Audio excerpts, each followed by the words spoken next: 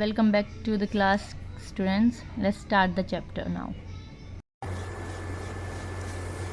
देखिए क्या कहता है कि she was sure he would pine and die if he did not see her every day. उसको ये ऐसा लगता था, she was sure कि he would pine means cry, कि वो बहुत रोएगा and die और मर जाएगा if he did not see her every day, अगर वो उसको डेली नहीं देखेगा। यानी कि अगर ट्रिकी मिसेस पम्फ्रे को डेली नहीं देखेगा तो वो रो रो कर मर जाएगा, ऐसा मिसेस पम्फ्रे को लगता था।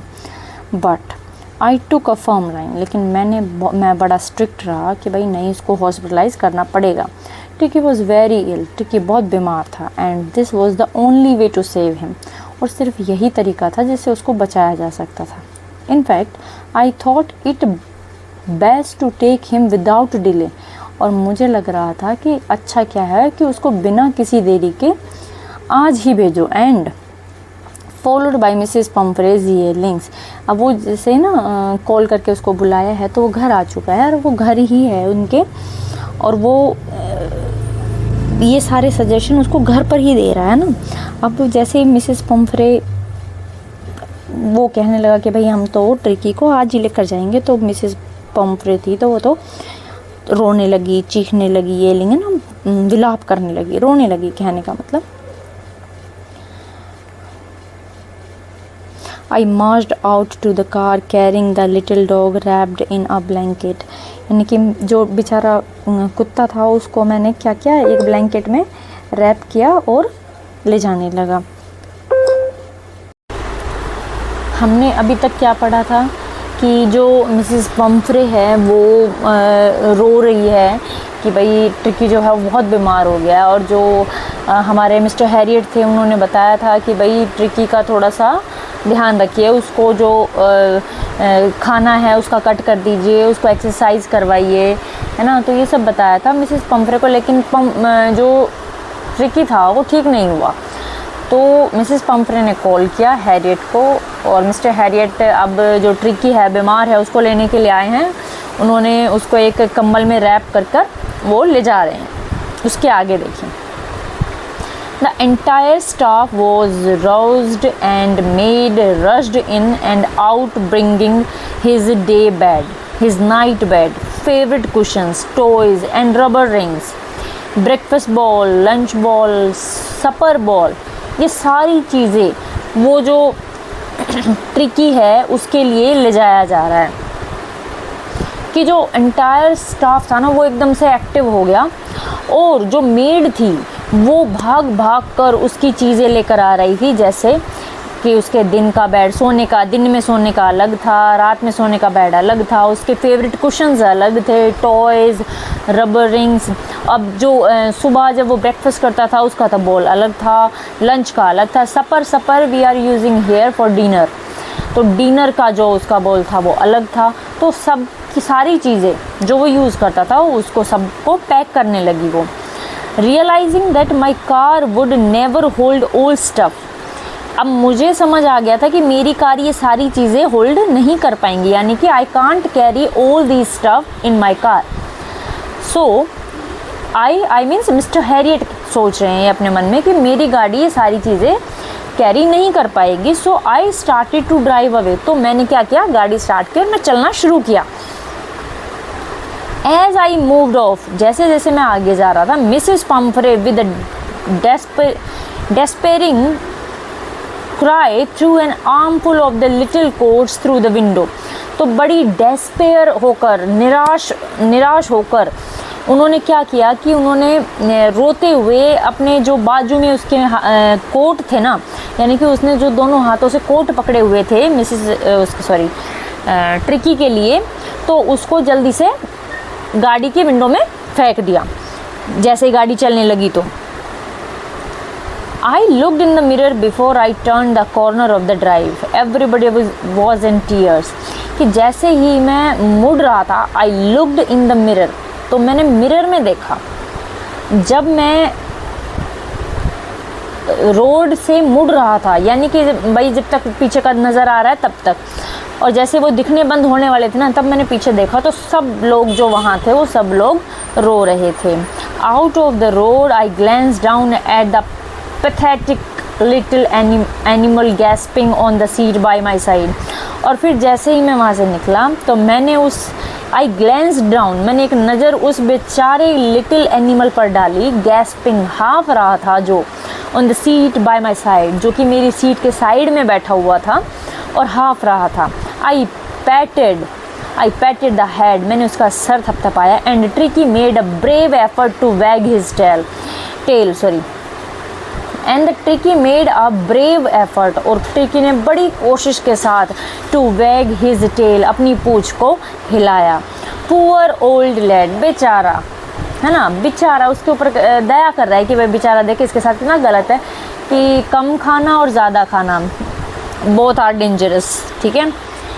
I said you haven't a kick in you, अब वो कह रहा है कि भाई मैंने कहा कि तुम्हारे अंदर ना भी कोई एनर्जी नहीं है, but I think I know a cure for you, पर मुझे पता है कि तुम्हारे लिए क्या तुम्हारी देखभाल कैसे करनी है या तुम्हें ठीक कैसे करना है, आई नो। अब क्या होता है कि वो पहुंच जाते हैं वहाँ पर, है ना, तो एट द सर्जरी मतलब हॉस्पिटल में। The household dogs surge round me, कि जो वहाँ पर जो कुत्ते पाले हुए थे वो सारे सर्ज राउंड मतलब चारों तरफ इकट्ठे हो गए और देखने लगे। Tricki looked down at the noisy pack with dull eyes. Noisy pack means a group, okay, group of dogs. हम नॉइजी क्यों? क्योंकि वो सारे देखकर चहल पहल सी हो गई, शोर सा मच गया कि भाई कोई नया मेंबर आ गया है ना, तो उसको देखकर शोर मचाने लगे। बट जो ट्रिकी था ना वो बड़ा ही क्या था, डल आइज थी उसकी। व्हेन पुट डाउन ले मोशनलेस ऑन द कारपेट, तो फिर जब उसको नीचे लेटाया गया तो वो बिल्कुल मोशनलेस, यानी कि बिल्कुल ऐसे जैसे उसमें बिल्कुल जान ही नहीं है, ऐसे वो उस कारपेट पर लेट गया। द अदर डॉग्स, और जो दूसरे कुत्ते थे, after sniffing around him for a few seconds, कुछ सेकंड के लिए उसको सूंघ कर, स्निफिंग मतलब सूंघ कर, उसके चारों तरफ उसको घूम कर उसको सूंघ कर, decided he was an uninteresting object and ignored him. और उन सारे बाकी के कुत्तों ने डिसाइड किया कि भाई तो कुछ अनइंटरेस्टिंग सा है, कोई रिएक्ट ही नहीं कर रहा, हिल ही नहीं रहा, कुछ कर ही नहीं रहा, तो फिर वो उसको इग्नोर करके चले जाते हैं। I made up a bed for him in a warm loose box next to the one where the other dog slept. तो आई मेड अ बेड, मैंने ना उसके लिए एक बेड तैयार किया जहाँ पर उसको सुलाना था। तो अब एक गरम सा लूज बॉक्स लिया जिसमें उसका बेड बनाना था, नेक्स्ट टू द वन, यानी कि जहाँ और बाकी जो कुत्ते थे वो सोते थे उनसे अगला एक जगह बनाई और वहाँ पर उसको उसका बेड लगा दिया। For 2 days I kept an eye on him, अगले 2 दिन तक मैंने उस पर नज़र रखी, यानी कि मैंने उसको कुछ खाने को नहीं दिया, मैंने सिर्फ उस पर ध्यान दिया कि वो क्या कर रहा है, उसकी क्या इम्प्रूवमेंट है, उसके अंदर क्या हलचल है। Giving him no food but plenty of water, खाना कुछ नहीं दिया, बस पानी दिया, खूब पानी पिलाया। At the end of second day, दूसरे दिन के अंत में, he started to show some interest in his surroundings, दूसरे दिन के लास्ट में यानी कि शाम होते होते वो अपने आसपास some interesting in his surroundings, यानी कि चारों तरफ जो चीज़ें हो रही थी उसमें वो थोड़ा थोड़ा इंटरेस्ट लेने लगा। And on the third day he began to whimper when he heard the dogs in the yard, और जैसे ही तीसरे दिन तो उसने रिएक्ट करना स्टार्ट किया कि जब यार्ड में जो कुत्ते थे उनको उनकी आवाज़ें सुनकर उनकी आवाज़ों पर क्या करना स्टार्ट कर दिया, रिएक्ट करना स्टार्ट कर दिया। अब क्या होता है कि जो ट्रिकी है तीसरे दिन थोड़ी सी एक्टिविटी दिखाने लगता है, थोड़ा चलने लगता है, आवाज़ पर थोड़ा सा रिएक्ट करने लगता है। When I open the door, जब मैंने दरवाज़ा खोला, ट्रिकी टोटेड आउट मतलब थोड़ा सा खिसक कर चल कर धीरे धीरे बाहर आता है। And was immediately engulfed by जो the greyhound and his friends, तो तुरंत उसको क्या कर लिया जाता है कि एनगल्फ बाय जो, जो is a name of a dog, है ना। तो उसकी जो ब्रीड है वो कौन सी है, ग्रे हुंड है, वो जो बहुत काफ़ी तेज़ दौड़ते हैं ना ऐसे कुत्ते। तो उनकी जो ब्रीड ना सॉरी तो जो है, जो उसके फ्रेंड्स और उसने क्या कर लिया, ट्रिकी को घेर लिया। After rolling him over and thoroughly inspecting him, the dog moved off down the garden. यानी कि थोड़ा उसको सर से ऐसे हिलाना, सर से हिलाकर घुमाना, इधर उधर गिराकर थोड़ा सा उसको देख कर इंस्पेक्ट कर लिया thoroughly, पूरी तरीके से। और फिर वो कहाँ चले गए, moved off down the garden, garden में चले गए। ट्रिकी फॉलोड दैम, ट्रिकी ने उनको फॉलो किया, rolling slightly with his surplus fat. अब क्योंकि वो मोटा था ना, 3 दिन में वो कोई पतला नहीं हुआ था, बट 3 दिन में उसकी जो एनर्जी थी वो वापस आई थी थोड़ी, क्योंकि 3 दिन से तो उसने कुछ खाया नहीं था, क्योंकि वो ओवर फीड कर चुका था, जिसकी वजह से उसका जो डाइजेशन था वो ख़राब हो गया था और वो बीमार हो गया था। माल न्यूट्रिशन का नहीं, वो ओवर फीडिंग का शिकार हो गया है। सो लेटर दैट उसके बाद I was present at feeding time. मैं जब कुत्तों को खाना दिया जा रहा था तो मैं वहीं था। I watched while the Tristan sloped the food into the balls, यानी कि Tristan is a name of a person और अ केयर टेकर, है ना, जो उन कुत्तों को खाना देता है, उनकी देख रेख करता है। तो मैंने देखा कि जब वो खाना डाल रहा था कटोरियों में, there was a usual headlong rush followed by the sounds of high speed eating, यानी कि वहाँ पर क्या था, कुत्ते भाग रहे हैं और वहाँ जो आवाज़ थी ना वो किसकी थी, आवाज़ थी जल्दी जल्दी खाने की।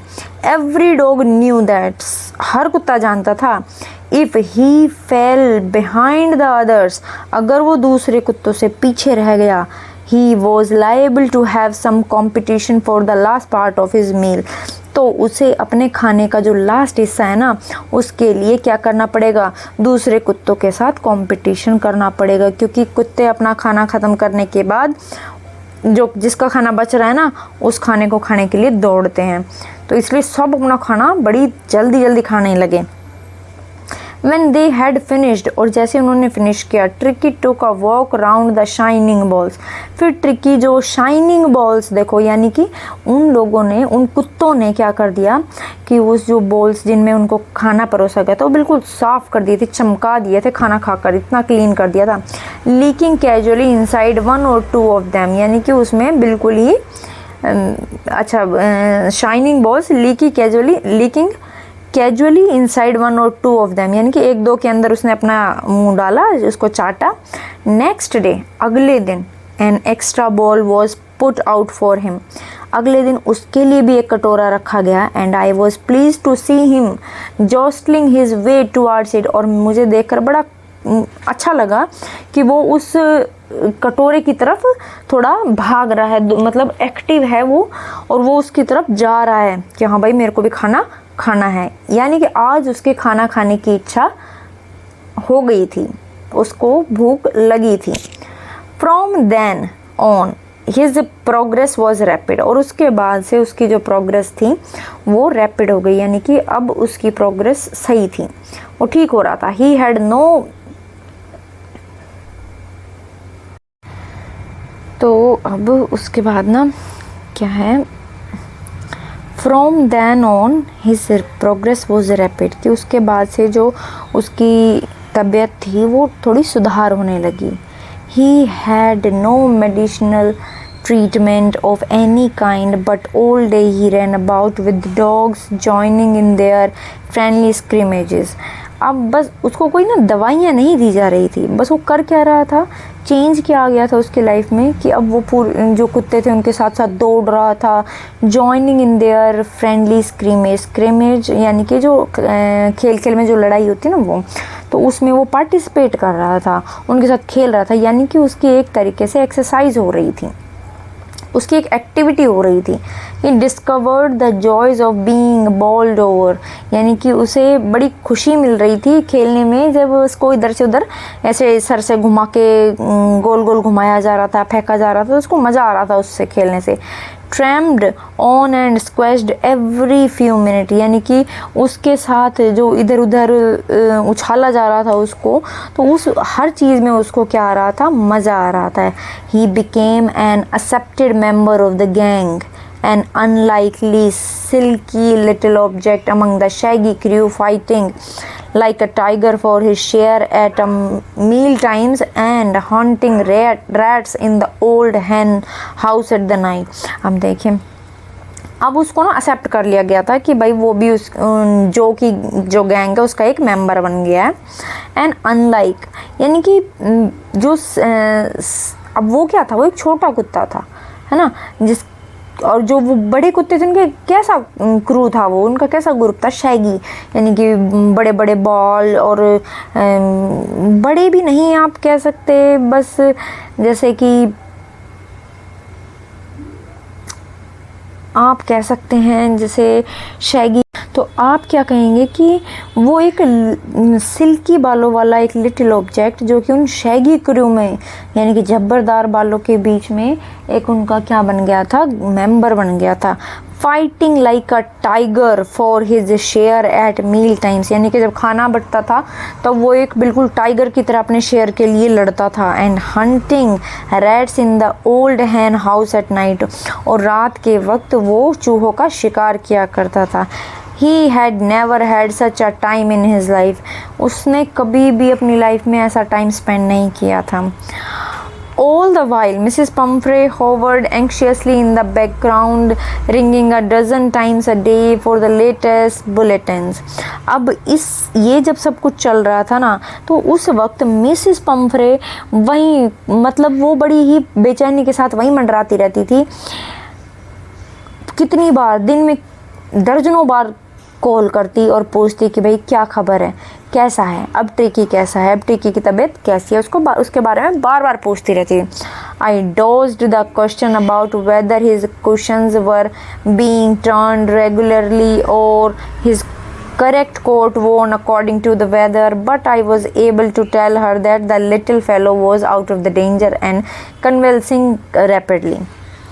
आई dodged the question about weather, मुझे हर दिन एक ही क्वेश्चन पूछती थी, नॉट एक ही, हर दिन यही क्वेश्चन बार बार में मुझसे पूछती थी कि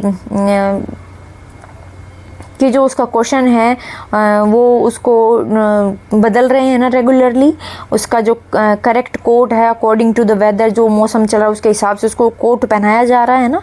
पर मैं उसको सिर्फ एक ही बात बता पाता था कि जो आपका जो बेचारा कुत्ता था वो अब डेंजर से बाहर है, और उसकी जो हेल्थ है, कन्वल्सिंग मतलब जो उसकी हेल्थ है वो रैपिडली क्या हो रही है, ठीक हो रही है। The word convulsing seemed to do something to Mrs. Pumphrey। अब ये जो वर्ड है कि भाई उसकी जो हेल्थ है वो ठीक हो रही है, मिसेस पम्फ्रे के लिए तो ये बात एक बहुत ही बड़ी बात थी कि भाई हाँ अब ठीक हो रहा है ट्रिकी, वो बीमार था वो ठीक हो रहा है।